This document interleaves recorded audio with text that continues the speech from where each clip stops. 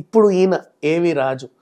ఈ సిచ్యువేషన్ చూస్తే మొన్న లాస్ట్ టైం ఒక పొలిటీషియన్ మన బండారు రోజా అన్నాడు, అమ్మా రోజా నీ బతికేవాడికి తెలియదు, అవునండి, నువ్వు ఏ లాడ్జ్లో ఉన్నావో నాకు తెలియదా, నువ్వు ఎవరితో ఉన్నావో నాకు తెలియదా, ఎవరితో గడిపావో నాకు తెలియదు, నీ రూమ్ నెంబర్ నాకు తెలియదా అన్నట్టుగా బజార్దానా అన్నట్టుగా డైరెక్ట్ గా మాట్లాడేశాడు బండారు సత్యనంద్ గారు.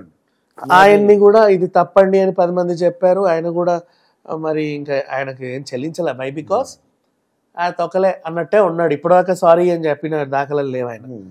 ఎందుకంటే ఎక్కువ మంది ఇది తప్పు అని గట్టిగా ఆయనకు చెప్పల. సో అది ఇంకా అలాగే ఉంది, జనాలు కూడా మర్చిపోయారు.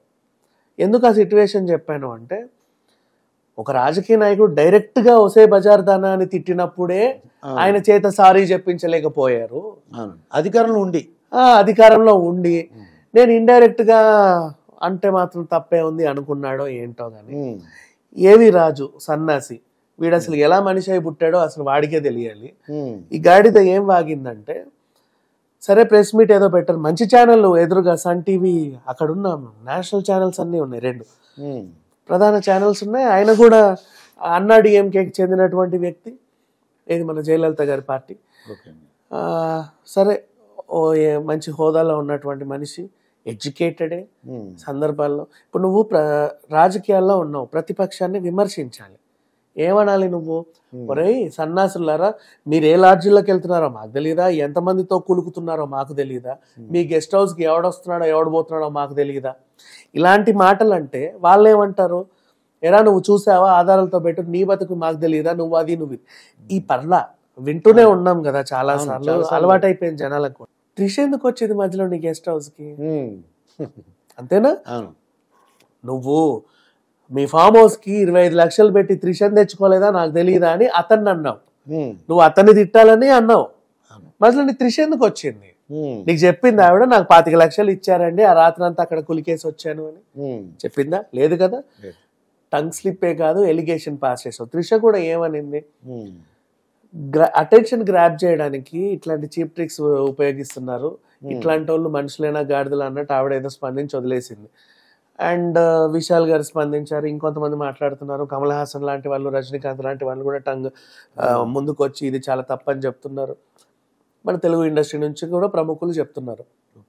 ఇకపోతే ఇప్పుడు మనకి ఇందాక మీరు క్వశ్చన్ లో అడిగినట్టు షాప్ ఓపెనింగ్ కి వస్తారు కదా అన్నారు కదా, షాప్ ఓపెనింగ్ కి ఎందుకు పిలుచుకుంటాం మనం సెలబ్రిటీని అంటే, మొదటి రోజు ఫస్ట్ డే ఓపెనింగ్ ఒక సెంటిమెంట్ ఉంటది. ఈ రోజు నేను షాప్ ఓపెన్ చేస్తే ఒకేసారి నాకు 300 మంది క్రౌడ్ వచ్చారనుకోండి, కలకల్లాడింది అనుకో అన్ని కౌంటర్లు, కొద్దో గొప్ప బిజినెస్ అయ్యి గల్లపెట్ట నిండితే శుభం. అట్లా రావాలంటే ఎంతమంది నన్ను పిలుచుకుంటా, ఎన్ని యాడ్లు వేస్తా.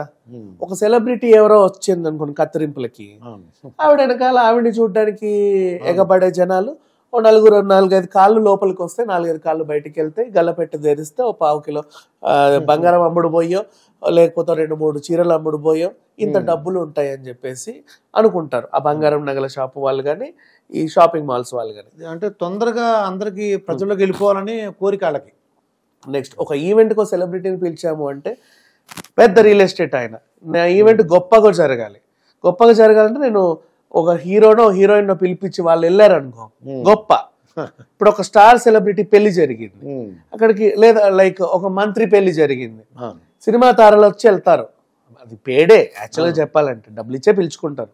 వాళ్ళు అలా వచ్చి అటు ఇటు తిరుగుతూ ఉంటే మండపంలో అదొక ప్రిస్టేజ్ ఇష్యూ వాళ్ళకి. అలా ఒక ఫామ్ హౌస్ లో ఒక ఈవెంట్ జరిగితే త్రిషకి ఇంత రెమ్యునరేషన్ ఇచ్చి పిలిపించుకున్నారు, త్రిషకి 25 లక్షలు ఇచ్చారు, ఈవెంట్కి వచ్చింది. అక్కడ ఏం జరిగింది అనేది నీకు తెలియదు కదా. ఇప్పుడు నువ్వు చెప్పిన లాంగ్వేజ్ ఎలా ఉంది, నువ్వు ఫామ్ హౌస్ కి త్రిషని పిలుచుకోలేదురా 25 లక్షలు ఇచ్చి అంటే జరగాల్సిన డ్యామేజ్ ఎంత జరిగింది ఆమె కెరీర్ కి. ఏమనుకుంటారు ఇప్పుడు ఎవడైనా సరే, ఇప్పుడు సినిమా తారలు అనగానే సినిమా హీరోయిన్ అంటే అంత చీపా వాళ్ళు, రైట్? ఒక మన సమాజంలో పారిశ్రామికవేత్తలు ఎలా ఉన్నారు, సాఫ్ట్వేర్ ఎంప్లాయీస్ ఎలా ఉన్నారు, ఎయిర్ హోస్టెస్లు ఎలా ఉన్నారు, అలాగే హీరోయిన్స్ అంతే కదా. బిజినెస్ చేసే వాళ్ళు ఎలా ఉన్నారు, వాళ్ళు చేసుకుంటున్నారు, ఎవరి వృత్తి వాళ్ళది, వాళ్ళు అలా చేసే వాళ్ళ వృత్తి అదే, they have to do that. అట్లా అంటే సినిమాల కోసం అందరు తప్పుడు పనులు చేసినట్టేనా, అంటే ఫామ్ హౌస్ లకి ఇంకేదో పనులకి వెళ్ళినట్టేనా, వీడు ఎలా వాగుతాడు? అయితే ఇప్పుడు మళ్ళీ బండారు ఎగ్జాంపుల్ ఎందుకు తీసుకున్నానంటే గతంలో డైరెక్ట్గా ఒక మంత్రినే ఒకరు ఏదో అన్నప్పుడే ఎవరు ఏమి సారీ చెప్పించలేని సమాజం ఇది. అలాంటిది ఇతను ఎంతసేపు యథేచ్ఛగా చెప్పేస్తాడు, పెద్ద విషయం ఏం కాదు. ఈయన సారీ చెప్పినా చెప్పకపోయినా అపాలజీ చెప్పాడని కొంతమంది రాస్తున్నారు. చెప్పినా చెప్పకపోయినా అమ్మ తల్లి నేను అన్న ఉద్దేశం అది కాదు, వాడిని తిట్టాలనుకున్నాను, అనుకోకుండా నీ పేరు నా నోట్లోకి వచ్చింది అని ఏదన్నా చెప్పినా త్రిషకు జరిగిన డ్యామేజ్ ని ఎవడు పోడుస్తాడు? ఎంత డ్యామేజ్ జరిగింది. ఇప్పుడు మాట్లాడుకునే వాళ్ళందరూ కూడా ఈ వైన్ షాపులలో ఇప్పుడు రాత్రి నిన్న వచ్చింది వార్త, నిన్న రాత్రి ఆ వైన్ షాపులలో బ్యాగ్స్ లో తాగే వాళ్ళు ఇట్లా మొబైల్ అరే 25 లక్షలు త్రిష పోయింది అంటారా వీడి దగ్గరికి? అవును అంటారా? అంటారా? అనుకుంటారు. అంతే కదా, వాళ్ళకి తెలియదు కదా మళ్ళీ ఏంటి అసలు తెలియదు, ఎందుకు వెళ్ళిందో తెలియదు. 25 లక్షల విషయం తెలుస్తుంది కానీ ఆ ఎమ్మెల్యేనే చెప్పాడంటారా 25 లక్షలు త్రిషను పిలుచుకున్నారంట, భలే వెళ్ళింది, అదేంతో కనుక్కో మనం కూడా పిలుచుకుందాం. ఈ టైప్ లో మాట్లాడుకుంటారు చండాలంగా పబ్బులలో, సాఫ్ట్వేర్ ఎంప్లాయీస్ కానీ ఇంకెక్కడైనా బయట. ఇప్పుడు ఆమెకి ఎంత డ్యామేజ్ జరిగింది, దాన్ని ఎవరు పోడుస్తారు? మనకి ఎప్పుడు వర్షం నుంచి త్రిష పరిచయం అంటే హిట్ వచ్చింది, అంతకు ముందు నుంచి చిలా చితగా నటించిన అప్పుడు ఏదో నీ మనసు నాకు తెలుసు లాంటి సినిమాలు ఏవేవో చేసినా, యువ లాంటి సినిమాలు చేసినా, వర్షం నుంచి ఒక పెద్ద హిట్ వచ్చింది. ఆ తర్వాత ఆమె పౌర్ణమి వరకు మన కళ్ళ ముందే ఉంది, నువ్వు వస్తాను నేను వద్దంటానతో ఒక సపరేట్ ఫ్యాన్ బేస్ని ఏర్పరచుకుంది. సేమ్ సక్సెస్ అటు తమిళ్లోను తెలుగులోను సంపాదించుకుంది. మొన్న మళ్ళీ రీఎంట్రీ ఇచ్చి లేడీ ఓరియంటెడ్ సినిమాలు చేసింది, అడప తడప ఆడిన. మొన్న పొన్నియిన్ సెల్వన్తో మళ్ళీ ఫామ్లోకి వచ్చింది. ఇప్పుడు మళ్ళీ చిరంజీవికి త్రిష 18 ఏళ్ల తర్వాత, అప్పుడెప్పుడో స్టాలిన్, ఇప్పుడు మళ్ళీ వచ్చింది. అంటే ఇంకా తన గ్లామర్ని మెయింటైన్ చేసుకుంటా ఇంకా ఒక స్టార్ హీరోని కొనసాగుతా. మొన్న లియోలో చేసింది, అఫ్కోర్స్ ఆ లియో వివాదమే ఇందాక మాట్లాడుకున్నాం. ఇంత చక్కగా కెరీర్ కొనసాగిస్తా ఇన్నేళ్ల తర్వాత, ఇన్నేళ్లకి కూడా ప్రేక్షకులు ఎంటర్టైన్ చేస్తా ఉన్నటువంటి అమ్మాయిని, అంత పెద్ద స్టార్ హీరోయిన్, అంటే అందరికీ తెలిసినటువంటి అమ్మాయిని కొంతకాలంగా, ఇప్పుడు 90s కిడ్స్ అందరికీ త్రిష తెలుసు కదా, 2000 కిడ్స్ అందరికీ త్రిష తెలుసు, వాళ్ళే ఉన్నారు ఇప్పుడు సమాజంలో మొత్తం, అందరికీ త్రిష తెలుసు.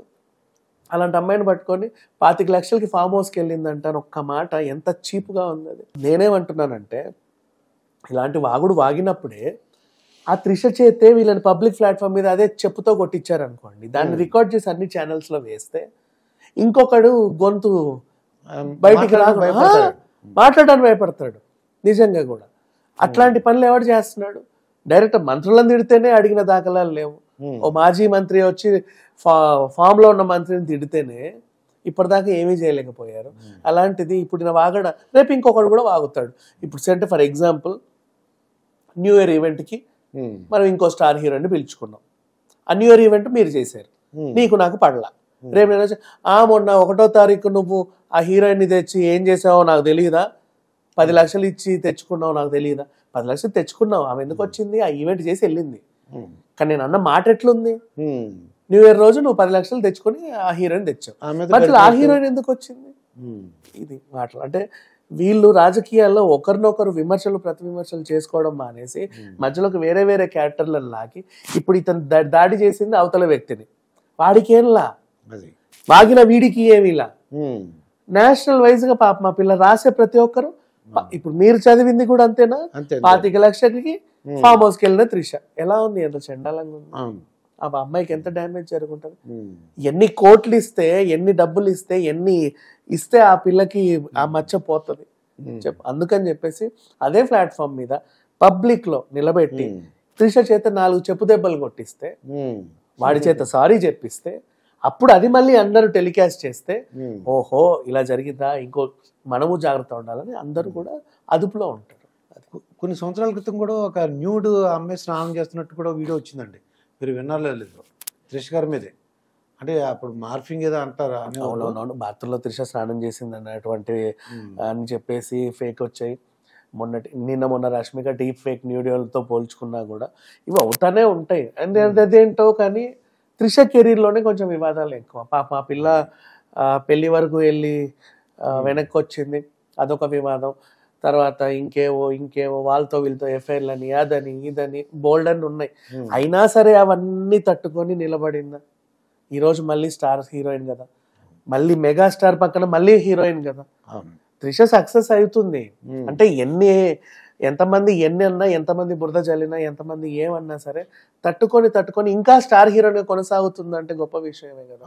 ఆ పిల్లకి హ్యాట్స్ ఆఫ్ చెప్పుకోవాలి. అండ్ ఇట్లాంటి వాళ్ళ చేత కూడా ఇందాక మనం చెప్పినట్టు చెప్పు దెబ్బలు కొట్టిస్తే ఇంకొకసారి వాక్కుండా ఉంటుంది.